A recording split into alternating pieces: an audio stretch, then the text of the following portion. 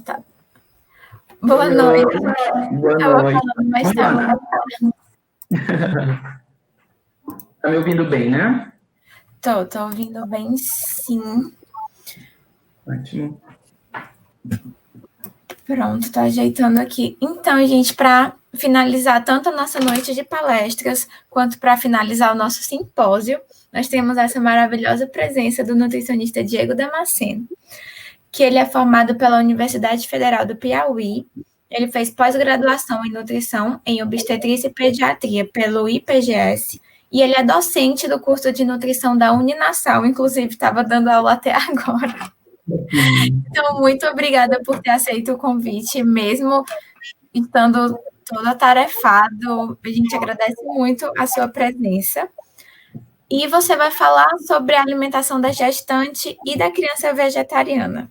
Então, à vontade, no seu tempo. Obrigado. Não tem como compartilhar a tela, alguma coisa, ou a gente vai só no Google mesmo? Não, tem sim. Lá embaixo, share screen. E aí eu compartilho a parte aqui, Screen Share Works. Share Screen, deixa eu ver aqui. Pronto, uma janela do aplicativo. Certinho. Prontinho. Ótimo, tá dando certo aqui agora. Apareceu para vocês? Apareceu sim. Eu vou estar aqui escondidinha. Se precisar de alguma coisa, é só me falar que eu vou estar aqui. Tá ótimo, Luana, obrigado. Então, boa noite, pessoal. Eu que agradeço aí o convite. Eu sempre gosto de estar palestrando para vocês que estão aí na academia ainda, que estão na universidade. Eu acho isso muito bacana. Eu brinco muito com os alunos quando me convidam, que eu me sinto em casa de novo, quando eu estou palestrando para vocês. Né? Me dá saudade da universidade. Então, hoje a gente vai falar um pouquinho, pessoal, sobre a alimentação da gestante e da criança vegetariana. Tem sido cada vez mais comum, né, que a gente pegue pacientes que sejam adeptos de dietas vegetarianas ou até mesmo veganos. E tem sido muito comum a gente encontrar gestantes que durante o pré-natal, né, buscam um nutricionista para poder adequar direitinho aí as necessidades nutricionais durante a gestação. E às vezes, por uma questão mesmo ética, enfim, da mãe, ela decide que o filho vai ser vegetariano. Então a gente já acompanha na introdução alimentar, né, já colocando a criança, já fazendo os cálculos de recomendações nutricionais, levando em consideração essa questão também da dieta, né? É impressão minha ou sumiu para vocês o slide? Não, para a gente tá normal. Tá normal, né? Ótimo. Então, olha só. Para a gente poder falar um pouco dessa questão de dietas vegetarianas para gestantes e crianças, a gente primeiro precisa lembrar um pouquinho o que é essa questão do vegetarianismo, né? Que ainda é comum que as pessoas confundam um pouco, né? Tanto nós, nutricionistas em formação, quanto as pessoas mais leigas. Então, a classificação do vegetarianismo, pessoal, ela é baseada na ingestão alimentar do indivíduo. Então, de acordo com a ingestão alimentar dele, com o tipo de alimento em que ele coloca na dieta usual, a gente pode classificá-lo em ovo-lacto-vegetariano, em lacto-vegetariano, em vegetariano estrito ou em vegano. O que é o ovo-lacto-vegetariano? Ele é aquele que ele não consome carne de forma nenhuma. Isso é muito importante, né? Às vezes é muito comum a gente pegar uma pessoa que se diz vegetariana porque só come peixe. Não, se ela come peixe, ela não é vegetariana, ela só não consome carne vermelha, não consome carne de outro animal. Mas mesmo quem consome só carne branca, não é vegetariano. Para ser classificado como vegetariano, você tem que eliminar, né, o consumo de carne, seja de qualquer animal. Então, os ovolactos vegetarianos, eles eliminam a carne da dieta, mas eles consomem ovos e produtos derivados, né, de ovos, laticínios, eles consomem outros alimentos de origem animal na alimentação, tipo mel, por exemplo, né, que alguns vegetarianos estritos, eles não consomem mel, por exemplo. Não consomem própolis, porque são alimentos de origem animal, né? Vem da abelhinha. E os ovo-lacto-vegetarianos, eles consomem, né, produtos de origem animal em outros setores, no vestuário, beleza, entretenimento. Quando a gente fala de entretenimento, né, vão a um zoológico, a um circo, enfim. Os lacto-vegetarianos, eles tiram da dieta carne e ovos, mas consomem laticínios, outros produtos de origem animal e consomem, né, produtos de origem animal em outros setores da vida. Os vegetarianos estritos, eles tiram carne, ovos, leites e qualquer outro alimento de origem animal. Também não vão consumir mel, por exemplo. Mas consomem, né, produtos de origem animal no vestuário, produtos de beleza. Já os veganos, eles vão abolir tudo isso. Não vão consumir nada de origem animal, carne, ovos, laticínios, mel, nada de origem animal, e também não consumem nada de origem animal em outros setores da vida. Não usam produtos de beleza que tenham sido testados em animais, ou que usem, por exemplo, leite, que usem alguma proteína animal, não consomem vestuário, né? Não usam peças de couro, e assim por diante. Então, a gente define aqui o que são os tipos, né, os graus de vegetarianismo, digamos assim, os grupos, né? Isso é muito importante porque quando a gente vai planejar a dieta da gestante ou da criança, a gente tem que levar em consideração em que grupo ela está localizada, para a gente poder, né, saber o que a gente tem disponível para calcular essa dieta, para poder organizar, né, o plano alimentar. Claro que quanto mais estrito vai sendo, né, mais criatividade a gente tem que ter para poder colocar, né, suprir todas as necessidades nutricionais, retirando ovos, laticínios, enfim. Então, vamos lá. É muito importante que a gente entenda quais são os nutrientes de dietas vegetarianas que estão, como é que eu posso dizer, em risco e os que estão privilegiados. Numa dieta vegetariana em geral, os nutrientes que estão privilegiados são as fibras. Vegetarianos consomem mais fibras, eles consomem mais magnésio, potássio, vitamina C e vitamina E. Ácido fólico, guardem bem essa informação, hein? Ácido fólico, carotenoides e flavonoides. Então, é uma dieta, né, que tem um aporte de ácido fólico, de fibras, de algumas vitaminas e minerais importantes, né, além de carotenoides e flavonoides, ou seja, é uma dieta rica, né, em antioxidantes. Em compensação, é possível que alguns nutrientes fiquem em risco, como as proteínas, né, se não for bem calculada, não for bem planejada, a gente pode ter um decréscimo do aporte proteico em dietas vegetarianas, gordura saturada e colesterol, o que é ótimo, né, para a gente, porque a gente tem um decréscimo de consumo de gorduras saturadas e colesterol, já que eles não consomem carne. Em compensação, vitamina B12 e vitamina D também estão em risco, porque elas, né, a fonte maior de proteína animal. Cálcio e zinco, ácidos graxos ômega 3 e ferro. Então, olha aí, ó, ácido fólico está privilegiado em dietas vegetarianas, em compensação, o ferro está em decréscimo. E a gente sabe que esses dois, claro que tem outros, mas esses dois são os fundamentais para o acompanhamento da gestante, né, na etapa da gravidez. Ácido fólico e ferro. Tanto que eles já são suplementados, mesmo que ela seja onívora, né, mesmo que a gestante ela não seja vegetariana, eles já vão lá ser suplementados. Então, esses dois são nutrientes que tem aí, estão, né, em contraponto na balança. O ácido fólico está privilegiado, mas o ferro ele está em decréscimo. Ok? Aí a gente fala agora um pouco das proteínas. Então, a gente vai citar um pouquinho de cada um desses nutrientes que estão em decréscimo. A gente sabe que as proteínas, elas têm diversas funções no nosso corpo. São um macronutriente chamado de plástico, né? Porque elas têm função estrutural, como, por exemplo, a queratina, presente nas nossas unhas, cabelo. Tem função hormonal, como, por exemplo, a insulina. Tem função de defesa, nossos anticorpos são espécies de proteínas. Resistência dos tecidos, sobretudo da pele, no colágeno, que é uma proteína. A questão da contração muscular, com a actina e a miosina, que são proteínas. Tem função de transporte através da hemoglobina, que é uma proteína, né, que transporta oxigênio para as células traz o gás carbônico para ser eliminado, e uma função enzimática. As enzimas são proteínas que aceleram reações químicas, ou até mesmo permitem que essas reações químicas aconteçam. Então, vocês estão vendo que as proteínas são de fundamental importância para o nosso funcionamento, né, para a manutenção da vida. Imaginem para uma gestante, que vai estar gerando uma nova vida, e para uma criança, que vai estar em fase de desenvolvimento. Então, as proteínas, elas são compostas de aminoácidos. Acho que vocês devem lembrar disso. Vamos relembrar um pouquinho aí a bioquímica. As proteínas são compostas de aminoácidos.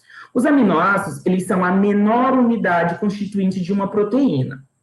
Então, proteínas são compostas de diversos aminoácidos. Os aminoácidos constituintes das proteínas, eles são chamados de alfa-aminoácidos. Então, são 20 aminoácidos presentes nas moléculas dessas proteínas. Né? Aqui a gente tem a estrutura geral do aminoácido, a gente tem aqui, né, o grupamento amina. Dá para ver aí na tela, quando eu mexo a setinha? Vocês conseguem ver? Você consegue, Luana? Consigo, sim. Dá para ver direitinho aí na tela, né? Dá para ver. Perfeito. Então, ó, só para a gente relembrar a estrutura geral do aminoácido. Aqui a gente tem um grupamento amina, aí aqui a gente tem o grupamento carboxila, aí eu tenho aqui o carbono alfa, e aí do carbono alfa segue a cadeia lateral, né? Que aí vem a cadeia aqui lateral, por isso ele é chamado, como eu disse, de alfa-aminoácido, ok? Então, esses aminoácidos, eles são classificados em aminoácidos essenciais e não essenciais. Eu acabei de dizer para vocês que proteínas, que têm todas aquelas funções que a gente viu, são formadas por aminoácidos. E esses aminoácidos são essenciais ou não essenciais. O que são os aminoácidos essenciais? São aqueles que o nosso organismo não consegue produzir, não consegue sintetizar. Então, a gente só consegue obter ele através da alimentação. Por isso que eles são essenciais. Eles não podem faltar na nossa alimentação, já que o nosso corpo não produz. E os aminoácidos não essenciais são aqueles que são produzidos, né, que são sintetizados no nosso organismo. Então, eu tenho aí dentro dos grupos dos não essenciais, glicina, alanina, glutamato, arginina, são todos que a gente consegue produzir. Mas existem os essenciais, que eu só consigo obter através da minha alimentação. São eles a fenilalanina, a valina, o triptofano, a treonina, a lisina, a leucina, a isoleucina e a metionina. Esses nutrientes, esses aminoácidos essenciais aqui, eu encontro eles principalmente em proteínas de origem animal. Então, a gente já liga um alerta. Porque gestantes, crianças que são vegetarianos, eles podem ter esse problema, esse decréscimo do aporte proteico, pela falta desses aminoácidos essenciais, já que a principal fonte deles são proteínas de origem animal. As proteínas de origem vegetal, elas até possuem os aminoácidos essenciais, mas elas não possuem todos. Então, eu tenho proteínas de origem animal que possuem fenilalanina, valina, isoleucina, mas não possuem outra coisa, não possuem triptofano, treonina. Então, eu tenho que saber fazer uma adequação. Por via de regra, os cereais, eles não possuem lisina nem isoleucina. Então, eu encontro no cereal, no arroz, no milho, cevada, eu encontro fenilalanina, valina, triptofano, treonina, leucina, metionina, mas não encontro nem lisina nem isoleucina. Em compensação, nas leguminosas, eu encontro todos esses, mas não encontro nem metionina nem triptofano. Então, observem que se eu fizer uma suplementação, uma mistura de cereal com leguminosa, eu consigo ter um aporte de aminoácidos essenciais, que é exatamente o que nós fazemos. Isso se chama suplementação recíproca. O bom e velho prato de arroz com feijão do brasileiro. Quando a gente junta uma porção de cereal com porção de leguminosa, nós temos a proteína completa. Eu tenho todos os aminoácidos essenciais de origem vegetal, tá? Então, quando eu faço essa suplementação recíproca, quando eu junto um grupo, né, na alimentação, uma porção de cereal com uma porção de leguminosas, eu tenho, né, eu complemento essa proteína, eu dou esse aporte para o paciente de todos os aminoácidos essenciais, e essa estratégia a gente chama de suplementação recíproca, ok? Então, aqui eu trago para vocês verem, meio que quebrar esse mito, esse estigma de que dietas que não possuem, né, que não têm proteína de origem animal, são dietas que não tem como chegar no aporte proteico, né, sobretudo na questão da gestação, né, muito comum que eu já, inclusive, já tive pacientes que deixaram de ser vegetarianas na gestação por medo, né, de trazer algum prejuízo para o bebê. Então, eu mostro aqui para vocês uma comparação da qualidade proteica, né, de alimentos de origem animal e vegetal. Aqui eu tenho os alimentos, nessa segunda coluna eu tenho o score químico, né, da amostra de proteína, mostrando aí com relação à proteína padrão, e aqui eu tenho o NPU, né, que para quem não lembra, é a utilização líquida de proteína. Então, o ovo, ele é a chamada proteína padrão, né, ele disse que ele tem 100 miligramas por grama, a proteína padrão. Disso aqui, eu consigo realmente aproveitar 94%. Então, é um bom aproveitamento. Por isso que é uma fonte de proteína, né, muito boa. No leite de vaca, eu tenho 95%, 95 miligramas. Dessas, eu aproveito 82%. Também é um aproveitamento bom. Na carne de boi, eu tenho 69 miligramas, aproveito 67. Aí eu vou chegando aqui, ó. Arroz, 67, 47 de soja, 37 de ervilha. Mas olha o aproveitamento. São aproveitamentos que são, inclusive, né, maior do que o que a gente tem aqui de miligramas. Então, quando eu faço essa mistura de cereais e leguminosas, eu acabo, né, chegando no que a gente quer, que é a proteína, né, a suplementação recíproca e o aporte proteico adequado. Então, a gente tem aqui, eu mostro para vocês, quais são os fatores que vão influenciar a qualidade dessa proteína de origem animal. Todo mundo sabe que as proteínas de origem animal, elas são de alto valor biológico. E as proteínas de origem animal, elas não têm, né, um valor biológico tão alto assim. Isso acontece porque elas têm alguns fatores dietéticos que influenciam na biodisponibilidade delas. Sobretudo, os fatores antinutricionais presentes, né, em alimentos de origem vegetal. Esses fatores antinutricionais, eles diminuem a digestibilidade do alimento. Diminuindo essa digestibilidade, eles acabam fazendo com que a gente tenha uma diminuição, né, da absorção de alguns nutrientes. Para vocês terem uma ideia, os fatores antinutricionais, eles diminuem de 10% a 30% a digestibilidade de alimentos de origem vegetal. Ou seja, quase a metade, né? 30% é muita coisa. E aí eu mostro para vocês aqui esses fatores. Primeiro deles são fibras, né? Que são necessárias, são boas, mas que numa quantidade em excesso, o que acontece comumente com dietas vegetarianas, elas podem se tornar um fator antinutricional. Então, o que vai acontecer? Com o aumento de fibras na dieta, eu aumento a excreção fecal. E com o aumento da excreção fecal, né, eu posso afetar a biodisponibilidade de alguns nutrientes. Né, eles vão demorar menos tempo no trato gastrointestinal e vão ser excretados, né, com maior facilidade. Quais são os alimentos implicados para esse fator dietético? Sementes, farelos, cereais integrais e hortaliças. Tudo que vegetarianos comem. Outro fator é o ácido fítico. O ácido fítico está presente em sementes, farelos, cereais integrais e leguminosas. O ácido fítico, ele é responsável pela inibição enzimática e formação de complexos com alguns minerais, sobretudo com cálcio. Então, ele vai se quelando, né, com alguns minerais, vai inibindo ações enzimáticas, fazendo com que proteínas não consigam absorver os nutrientes, e isso acontece porque ele vai se formando complexos. E esses complexos não são digeridos, acabam sendo excretados. Outra coisa são os taninos, estão presentes em chás, chocolates e café. Eles aumentam a excreção fecal e reduzem a biodisponibilidade de lisina, metionina e triptofano, ou seja, 3 aminoácidos essenciais que a gente já luta para colocar na dieta do vegetariano. Então, dietas vegetarianas, elas precisam ter um controle do consumo de chá, chocolate e café, né? Porque senão a gente vai estar correndo o risco de estar perdendo nutrientes importantes, sobretudo, né, aminoácidos essenciais.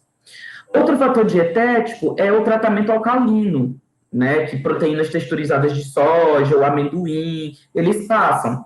E aí, esse tratamento, ele tem uma destruição de tirosina, cisteína e lisina, de complexos lisina-alanina e também reduzem a biodisponibilidade de lisina. Então, os processos que a proteína texturizada de soja ela passa na indústria acabam fazendo com que ela tenha com que a gente possa ter um prejuízo aí da biodisponibilidade de alguns aminoácidos essenciais. Outro fator é a rancidez, que acontece, né, com alimentos ricos em lipídios, como, por exemplo, as oleaginosas. Essa rancidez, ela vai reduzir a biodisponibilidade também de lisina, metionina, triptofano e cisteína. Além de fatores dietéticos, como os inibidores de tripsina, presentes nas leguminosas, que reduzem a biodisponibilidade de aminoácidos em geral. Então, a gente tem aí, né, ao mesmo tempo em que eu tenho todos os nutrientes nos alimentos, eu tenho fatores de dentro do próprio alimento que dificultam a absorção desses nutrientes. Então, a ciência da nutrição, ela nos ajuda a trabalhar dessa forma, né, para que a gente possa melhorar esse perfil. Passadas as proteínas, a gente fala um pouco dos ácidos graxos poliinsaturados. Os lipídios, todo mundo sabe que eles desempenham uma importante função no trato, né, tanto na estrutura das membranas celulares, quanto nos processos metabólicos. Então, os lipídios, eles são importantíssimos para a síntese de hormônios, sobretudo nesse período, né, de gestação, para o aporte calórico adequado da mãe, enfim, né, como um macronutriente, eles são super importantes. Aí nós temos aqui, né, 3 tipos principais de ácidos graxos: os monoinsaturados, os poliinsaturados e os ácidos graxos saturados. Só relembrando. Uma coisa que é importante a gente falar é que esses ácidos graxos, não sei se vocês sabem, mas quando a gente fala de ácidos graxos ômega 6, ômega 3, a gente está falando apenas que eles possuem uma dupla ligação no carbono 6 e no carbono 3. Então, quando a gente fala de ômega 3, ômega 6, ômega 9, a gente está falando usando um termo bem genérico para falar de alguns tipos de óleos, de alguns tipos de ácidos graxos, né? Então, por exemplo, o ômega 6 são ácido linoleico, o óleo de milho, algodão, soja, açafrão, girassol. O ômega 3, o ácido graxo linolênico, o óleo de linhaça, de pescado e assim por diante. Então, é importante, né, interessante que nós, nutricionistas, a gente tenha essa noção. Então, vamos lá. Falando dos ácidos graxos poliinsaturados. Os ácidos graxos ômega 6 e ômega 3, né, eles desempenham uma função muito importante no nosso organismo. Os ácidos graxos,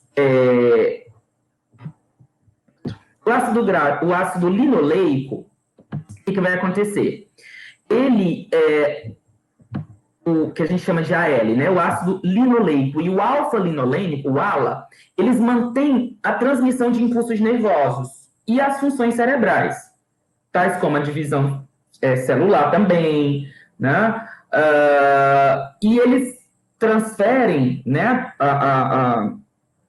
Ajudam a transferir oxigênio para o plasma para a produção de hemoglobina também. Então, eles são muito importantes, né, para as nossas funções vitais. Já o ácido eicosapentaenoico e o decosa-hexaenoico, que a gente chama de EPA e de DHA, eles possuem propriedades anti-inflamatórias, eles têm relação com processos imunológicos, de doenças inflamatórias e cardíacas, então eles são muito importantes. Esses ácidos graxos, tanto o ômega 6 quanto o ômega 3, eles podem, né, estar em deficiência, mas principalmente os ácidos graxos ômega 3, porque eles são, né, a maior fonte deles são pescados. Então, a gente tem uma dificuldade nesses ácidos graxos para suplementar na dieta vegetariana, porque eu até encontro, né, mas a principal fonte são pescados. Então, as DRIs estabelecem a prescrição do dobro de ácido graxo ômega 3 para vegetarianos. Então, a gente vai pegar o que está prescrito lá, né, as recomendações para gestante, para criança, e vai dobrar de ômega 3. Já é a primeira conduta nutricional que a gente está vendo. Depois, a gente fala do ferro. Lembra que eu falei para vocês que era lá no início dos nutrientes que estavam em ascensão, né, que eram privilegiados numa dieta vegetariana e dos que estavam em decréscimo. O ferro é um dos que está em decréscimo, porque a principal fonte de ferro e de ferro M, que é o ferro melhor absorvido, são alimentos de origem animal, sobretudo carnes e miúdos. Então, o ferro ele é importantíssimo, ele participa do ciclo de Krebs, da cadeia respiratória, da síntese de DNA e de muitos outros sistemas enzimáticos. Tudo o que uma gestante vai precisar para um desenvolvimento correto, né, do embrião nesse processo de gestação. As dietas vegetarianas, elas apresentam, né, uma ingestão de ferro relativamente até adequada, mas esse ferro ele não é biodisponível. Então, a gente precisa, né, ter um cuidado maior na alimentação. O ferro, a gente só consegue obter ele no nosso corpo de 3 fontes. Ou pela degradação de hemoglobina, não é muito legal eu estar degradando minhas hemoglobinas para poder suprir ferro. As reservas que eu tenho, e normalmente a gestante ela não tem reservas, né? As mulheres elas passam por um processo que a gente chama de anemia biológica durante os ciclos menstruais. E através dos alimentos. Mas vegetarianos não consomem alimentos ricos em ferro M, ferro melhor absorvido. Então, já é outro quebra-cabeça para a gente resolver. O ferro não M, ele tem uma absorção estimada de 2 a 20%. Já o ferro M, de 15 a 35%. Existe uma interação com outros alimentos do ferro não M. Ele é muito sensível a outros nutrientes da dieta. Podem interferir na absorção. Já o ferro M sofre pouca influência. O ferro não M ele é encontrado em alimentos de origem vegetal, como a gente disse. E o ferro M em alimentos de origem animal. Porém, a gente usa aquela boa e velha estratégia, né? Para o ferro não M ele ser melhor absorvido, a gente precisa de um meio ácido. Então, o ideal é que a gente suplemente com ácido ascórbico, a vitamina C, para aumentar a absorção do ferro não M. A vitamina C, por exemplo, 75 miligramas de vitamina C, elas aumentam de 3 a 4 vezes a absorção do ferro não M. Então, imagina que de 20%, eu poderia passar aqui para 80%. Olha como aumenta, né, de 3 a 4 vezes, é muita coisa.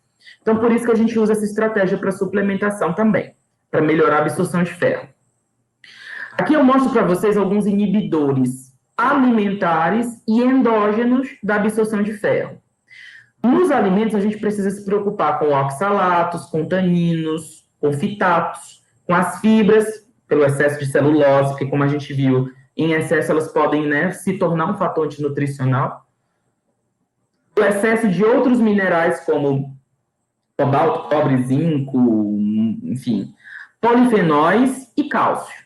Então, se eu tiver esses nutrientes, né, esses fatores alimentares, esses que são considerados inibidores, né, da absorção de ferro, eles vão prejudicar. Aí aqui a gente entra na técnica dietética. Não sei se vocês gostam, mas é uma das disciplinas que eu dou aula.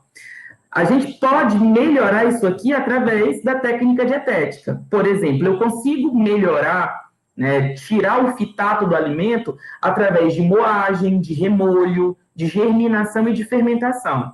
Então, quando eu coloco feijão de remolho, quando eu pego algum grão e coloco ele para moer, por isso que às vezes a gente, né, indica para algumas situações o caldo do feijão e não o feijão propriamente dito, que eu estou moendo o grão e aí eu tiro o fitato, que é um fator antinutricional.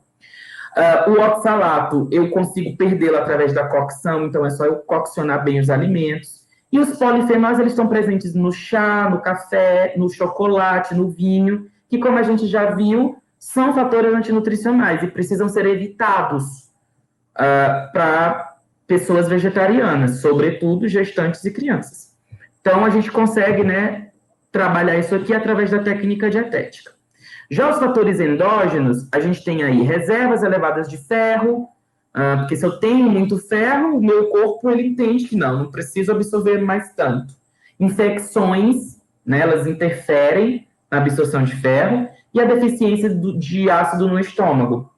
Né, pessoas que têm algum problema estomacal com relação à produção de ácido, que podem dificultar, né, essa absorção. Aí aqui nós temos os potencializadores dietéticos e endógenos da absorção de ferro. O que é que a gente pode fazer para melhorar isso? Então, nos dietéticos, para melhorar, a gente pode ácido ascórbico, a vitamina C, frutose, ácido lático, proteínas animal, mas que aí no caso a gente não pode usar, né? Lisina, histidina, cisteína, metionina, vitamina A e beta-caroteno, ácido cítrico e ácido málico. Todos esses são potencializadores da absorção de ferro. Já os endógenos, que podem aumentar a absorção de ferro, é o aumento da eritropoiese, uma condição de hipóxia, hemólise, hemorragias, andrógenos, sais de cobalto, as reservas de ferro diminuídas, né? Então, eles potencializam, e o paciente idiopático, né? Que é uma condição genética. Então, a gente tem aí essas condições endógenas que vão potencializar, ok? Aí eu tenho aqui algumas orientações nutricionais com relação ao ferro. Primeiramente, combinar a ingestão de ferro com vitamina C. Então, já é uma estratégia nutricional que a gente usa quando vai fazer o plano alimentar da gestante ou da criança. A gente sempre combina a ingestão de ferro com vitamina C. Exemplo, você colocou, tem feijão na refeição, no almoço, você coloca alguma fruta de sobremesa cítrica para melhorar a absorção do feijão, do ferro do feijão. Evitar café, chá e cacau, a gente viu por quê, né? Eles são ricos em polifenóis, que dificultam a absorção de ferro. Incluir alimentos fermentados, leveduras, né, que vão melhorar a questão do microbioma, da microbiota intestinal. E incluir cereais e bebidas enriquecidas com ferro, que hoje a gente já consegue encontrar, né, no mercado alimentício. Alguns alimentos e bebidas que têm né, que são enriquecidas com ferro. Aí nós temos agora o zinco. Bem, o zinco ele é vital para o organismo como um catalisador, né? Ele funciona como um catalisador, porque ele atua no sistema imunológico e ele apresenta uma função estrutural e de regulação. É um micronutriente, vocês devem lembrar, né? Que os macronutrientes eles funcionam mais como construtores, como energéticos, e os micronutrientes, vitaminas e minerais, funcionam como reguladores, né? Regulam o nosso metabolismo, as funções do nosso corpo. No que diz respeito ao zinco, as principais fontes são leguminosas, cereais, mas a gente tem também a carne, né, proteína de origem animal. O principal inibidor do zinco, da absorção do zinco, é o ácido fítico, aquele que a gente acabou de falar, né, a respeito quando a gente estava falando do ferro. O zinco, ele está abundante, né, em todos os tecidos e fluidos do nosso corpo, tá? E no caso dele, a gente consegue tirar esse ácido fítico, né, que está presente em leguminosas, cereais, sementes, através daquelas estratégias de técnica dietética, como a gente viu. Aí eu tenho aqui o cálcio, né? O cálcio é o mineral mais abundante no corpo humano, encontrado principalmente nos nossos ossos e nos nossos dentes, tá? Eu vou encontrar o cálcio em alguns grãos, né, algumas leguminosas, vegetais verde escuro e laticínios. Se o paciente for ovo-lacto-vegetariano, ou pelo menos lacto-vegetariano, tá show com relação a cálcio. Se for vegano, é que a gente vai precisar se preocupar mais ainda, tá? No caso do cálcio, todas as técnicas que a gente usa para melhorar a biodisponibilidade do ferro e do zinco se aplicam aqui. Então, o que vai dificultar a absorção de cálcio é tudo aquilo, ácido fítico, polifenóis. Então, a gente usa as mesmas estratégias de técnica dietética que a gente usa para ferro e zinco, a gente usa aqui no cálcio também. Então, a gente precisa se preocupar, né? Porque o oxalato ele diminui a biodisponibilidade de cálcio, a gente já viu que através da cocção diminui o oxalato. Oligosacarídeos, como inulina e oligofrutos, aumentam a absorção, igual a estratégia que a gente usava para aumentar a absorção de ferro, com frutose, por exemplo. Proteína animal e sódio aumentam a excreção de cálcio.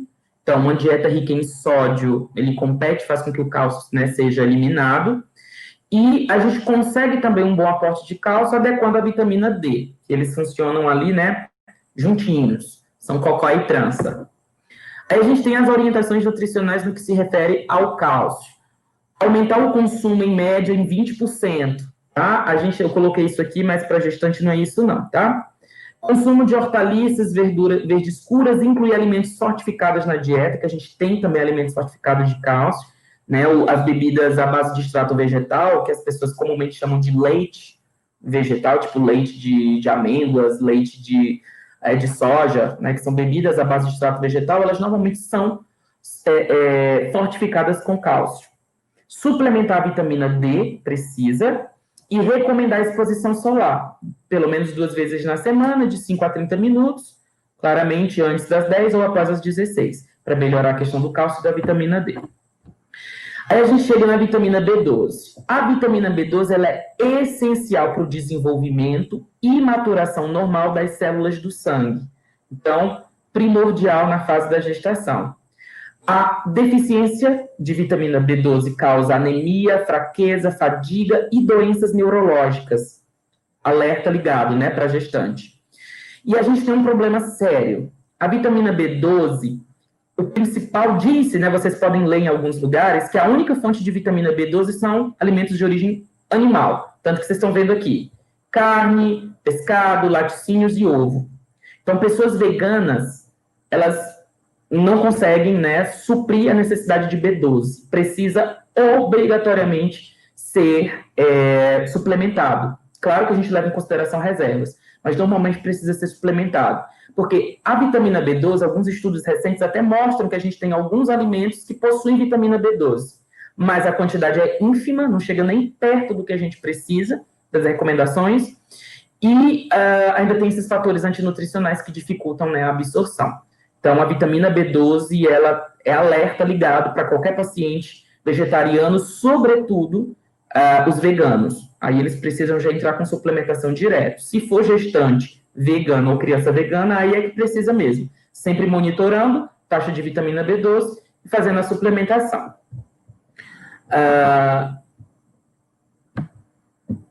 E aí, no que diz respeito, né, a fatores antinutricionais de vitamina B12, a gente também leva em consideração, né, as mesmas coisas, ferro, zinco, enfim.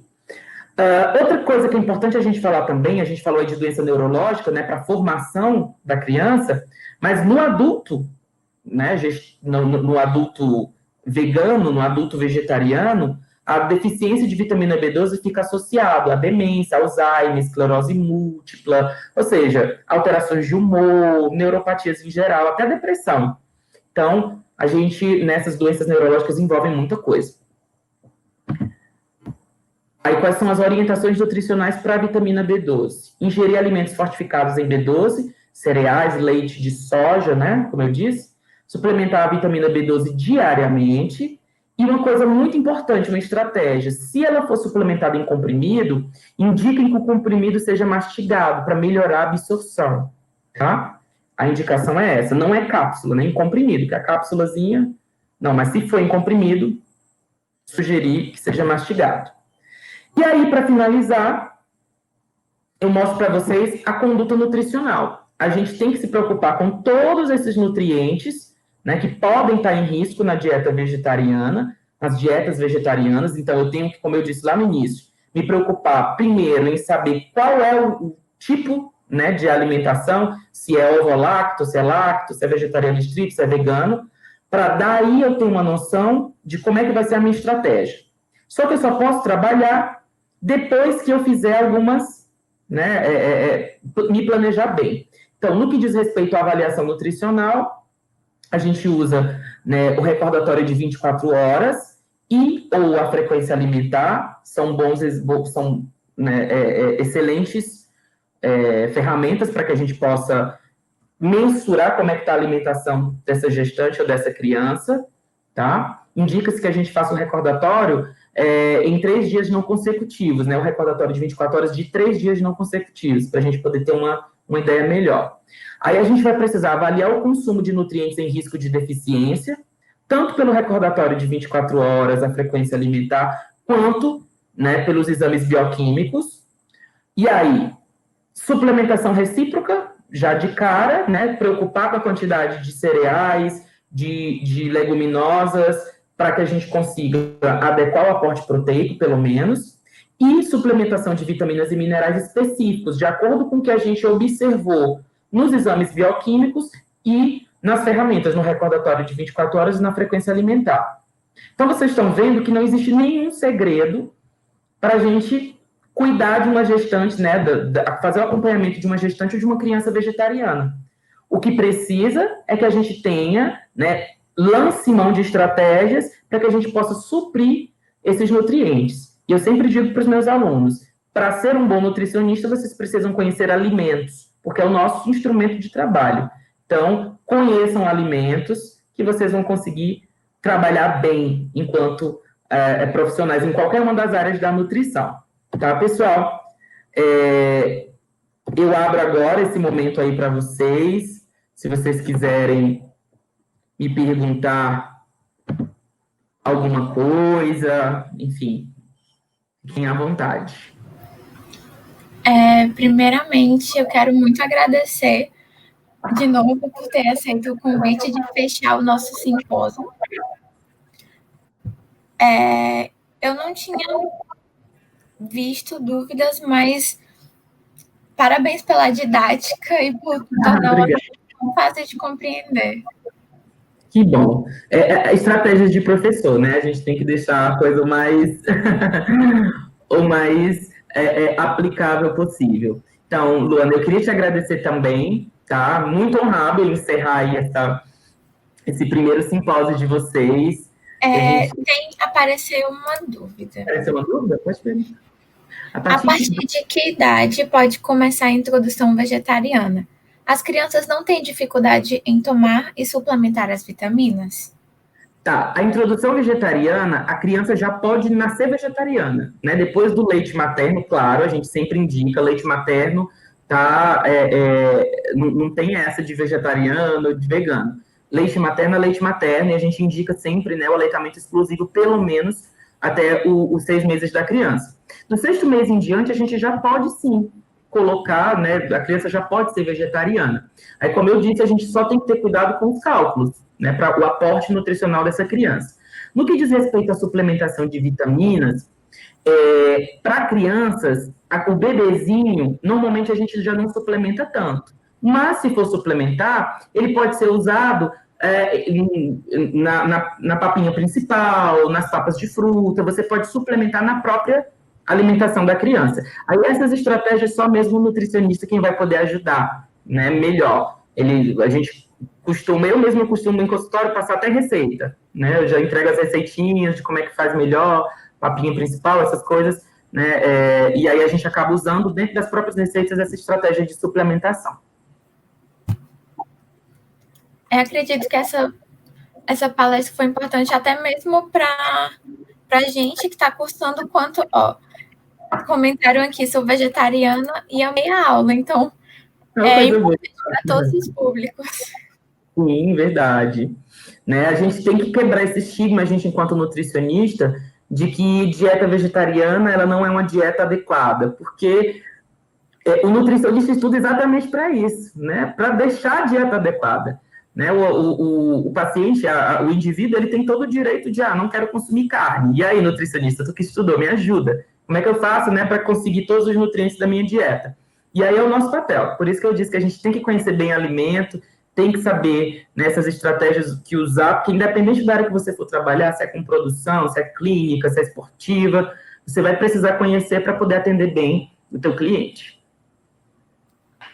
Acho que não temos mais perguntas, então muito obrigada de novo pela palestra, pela resolução das dúvidas e por ter fechado de forma maravilhosa o nosso simpósio.